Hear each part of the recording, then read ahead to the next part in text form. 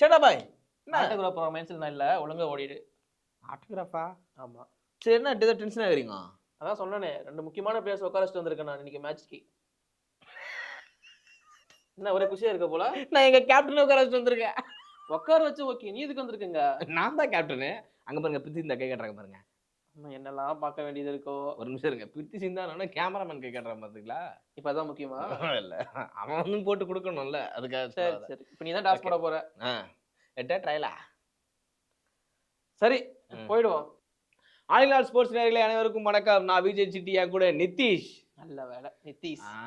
First time வாயில இருந்து வந்திருக்கு கரெக்ட்டா. எல்லாரும் ஒரு சஞ்சீவ் சாம்சன் வெளில சொல்ல ஆரம்பிச்சாங்கடா. சொல்ல ஆரம்பிக்கல. சொல்ல வச்சிட்டீங்க.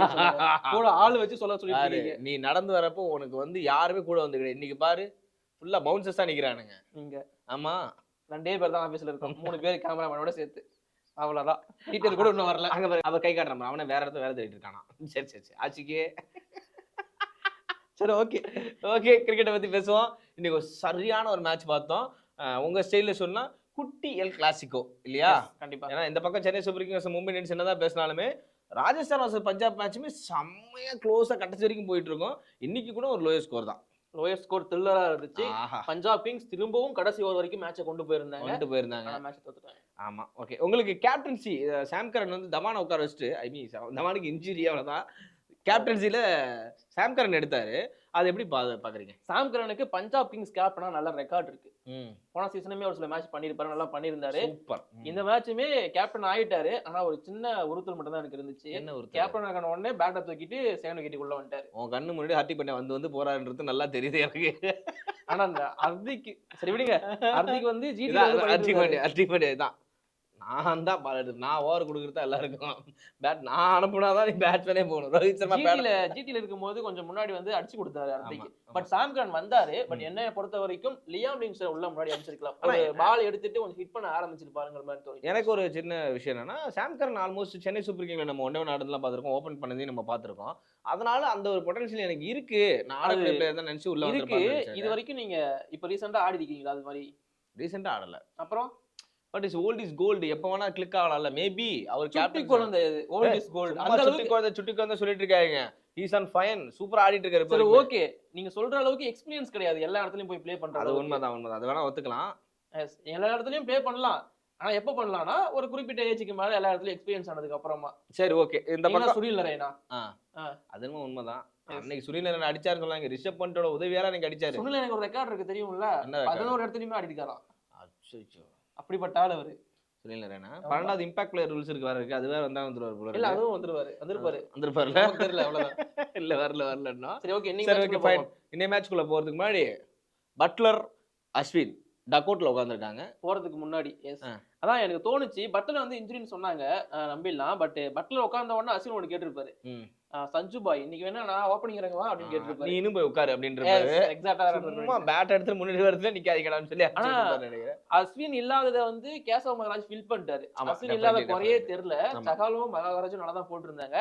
ஓப்பனிங்லுமே பட்லர் இல்லாததை கோட்டியை நல்லா ஃபில் பண்ணாரா? உங்களோட ஃபேவரட் பிளேயரோட பிளேயர் தாண்டி டைகர் ஃபேன்பா ஜாஸ் பட்லர் இல்ல நான் அது ஒத்துக்க மாட்டேன். இல்ல நான் கேட்கறது கோட்டியை பத்தி. அதான் புரியுது. அதுதான் சொல்ல வரேன். ஆனா ஒத்துக்க மாட்டேன். பட் ஆனா கிடைச்ச சான்ஸை நல்லா ப்ரூவ் பண்ணாரு தான் சொல்லுவேன். ஏன்னா கோட்டியன் அப்படிங்கிறவர் வந்து மும்பைக்காக ரஞ்சி டிராஃபில 10வது விக்கெட்டுக்கு வந்து செஞ்சுரி அடிச்சவர்.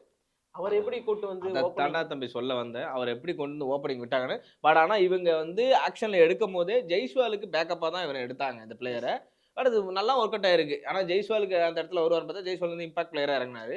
ஜெய்ஸ்வால் பிளேஸ்ல வந்து ஆடுவார் பார்த்தா ஜெய்ஸ்வால் கூட சேர்ந்து ஆட்டிருந்தாரு. பட் நல்லா கிளாஸாகவும் அடிச்சாரு. பட்லர்லாம் உட்காந்து டக்கவுட்ல பார்த்து என்ஜாய் பண்ணிட்டு அதை நம்ம பார்த்துக்கிட்டு இருந்தோம். பட் சிங்கம் தான். திரும்பவும் அகைன் பட்லர் அங்க வருவாரு. இன்னைக்கு லாஸ்ட் மேட்ச் மறந்துடாதீங்க, ஒரு செஞ்சுரி அடிச்சு கொடுத்துருக்காரு. இந்த சைடு விராட் கோலி செஞ்சுரி அடிக்கும்போது இந்த சைடு விராட் கோலியோட செஞ்சுரி மறக்கிற மாதிரி ஒரு செஞ்சுரி அடிச்சாரு. பட்லர் த பாஸ். இது பட்லர் வீடியோ இல்ல. ஆனா சொல்லுவேன் என் தலைவன்டா, என் தலைவன்ல கட்டு. சரி ஏன்னா இந்த மேட்சை பொறுத்த வரைக்கும் பட்லர் அஸ்வின் மாதிரி லெஜெண்டரி பிளேயர்ஸ் இல்லாமலேயே ராஜஸ்தான் ராயல்ஸ் வின் பண்ணிருக்காங்க. ஆனா அது தெளிவா பார்க்க முடிஞ்சது நிதிஷ். என்னன்னா அந்த பேட்டிங் ஆர்டர்ல நல்ல குளறுபடி ஆச்சு. டப்ப விக்கெட் போயிட்டு இருந்துச்சு. ரியான் பராக் சொல்லும் போது எனக்கு பஞ்சாபோட ஃபீல்டு ரொம்ப ரொம்ப மோசமா இருந்துச்சு. ஆக்சுவலா அது பஞ்சாபோட மேட்ச் தான் இது. நீங்க எப்படி ஃபீல் பண்ணீங்க? பாத்தீங்கன்னா லிவிங்ஸ்டன் கேட்ச் விட்டுக்கிட்டு இருந்தாரு. ஆமா, லிவிங்ஸ்டன் தான் நல்ல ஃபீல்டர், கேட்ச விட்டாரு. எனக்குலாம் சாம் கரன் ஒரு ஆச்சரியமா catch. இருந்துச்சு. சாம் கரன் விட்டாரு. அதாவது கேட்ச மிஸ் பண்ணா மேட்ச் நீங்க மிஸ் பண்ண வாய்ப்பு இருக்குன்னு சொல்லுவாங்க. அது ஒன்ஸ் நடந்துருச்சு. Catch miss match miss. சரி, ஓகே, இதெல்லாம் விடுங்க. நம்ம திரும்ப நிறைய கிரிக்கெட் பேச ஆரம்பிச்சிட்டோம். இங்கிலீஷ் பேசக்கூடாதுன்றான் என்ன? ஆமா, சரி. பஞ்சாப் கிங்ஸ்லயுமே ஒரு சில பிளேயர்ஸ் வந்து உட்கார வைக்கப்பட்டிருந்தாங்க. தவானை விட்டுருங்க, இன்ஜுரின்னு சொல்லிட்டாங்க. பட் ராசாவை வெளியே எடுத்தது பத்தி நீங்க என்ன நினைக்கிறீங்க? சிக்கந்தர் ராசா வந்து உட்கார வச்சுட்டாங்க. என்ன பொறுத்த வரைக்கும் பேர் ஷோ தூக்கி இருக்கலாம். மேபி பேர் ஷோ உட்கார வச்சுட்டு லிவிங்ஸ்டன் அந்த பிளேஸ்ல கொண்டு வந்து சிக்கந்தர் ராசா உள்ள இருந்திருக்கலாம். அது கம்ஃபர்ட் ஆமா, ஜோனா இருந்திருக்கும். எனக்குமே தோணுச்சு. அங்க ஓப்பனிங் இறங்கவும் ஆள் இருக்கு. பிரத்யம்பான் சிங்கையும் அதர்வா டைட்டியும் நீங்க ஓப்பனிங் இறக்கிருக்கலாம். கரெக்ட். சோ அதுக்கப்புறமா லிவிங்ஸ்டன், ராசா ஒரு ஆல்ரவுண்ட் கெப்பாசிட்டி கொடுத்திருப்பாரு. பட் எடுத்து ஒரு பிரயோஜனம் இல்லை. இவங்க எப்படியும் பவுலிங் போட விட மாட்டாங்க. என்னாச்சு? பித்திஸ் இந்த லைனுக்கு வராங்க. எதுக்கு? இதுல சொல்லி வச்சிடுறேன். மேடம் நெக்ஸ்ட் டைம்ல இந்த தப்பு பண்ணாதீங்க மேடம் அப்படின்னு. ஓகே. சொல்லிட்டு சொல்லிட்டு அவங்க அவங்க அவங்க வேலையை பார்ப்பாங்க, என் வேலையை பார்ப்பேன். அடுத்த மேட்ச் பார்த்தா அதே லைனப் இருக்கும். சொல்லு. நம்ம மேட்ச் உட்காந்து பார்த்துட்டு இருக்கோம். சொல்லு. அதான் அது வந்துரும் அந்த மீம் அங்க போட்டுடலாம். எதுக்கு இந்த மாதிரி ஓகே. ம். பஞ்சாப் கிங்ஸ் சோ நல்லா ஃபைட் பண்ணிட்டு இருக்காங்க இந்த சீசன். எல்லா போட்டியும் கடைசி ஓவர் வரைக்கும் கொண்டு போறாங்க. ஆமா. ஒரு போட்டி வின் பண்ணாலும் 2 போட்டி தோக்குறாங்க. அதுக்கு காரணம் சசாந்த் சிங்கை வந்து இவங்க வந்து ரொம்ப முன்னாடியே இறக்கிட்டாங்க, ஏர்லியரா இறக்கிட்டாங்க. சசாந்த் சிங்கை வந்து நீங்க ஆல்மோஸ்ட் ஆமா. 14th ஓவர் கிராஸ் பண்ணதுக்கு அப்புறம் தான் அவரை நீங்க இறக்கணும். அதான் நல்லதும் கூட. Yes. ஏன்னா ஆல்மோஸ்ட் அவர் ஃபினிஷ் பண்ணி கொடுத்துருக்காரு. லாஸ்ட் மேட்ச் வந்து நீங்க தோத்தாலுமே கடைசி மேட்ச்ல வந்து ஃபினிஷ் பண்ணும்போது 6ல அடிச்சுமே முடிச்சிருப்பாரு.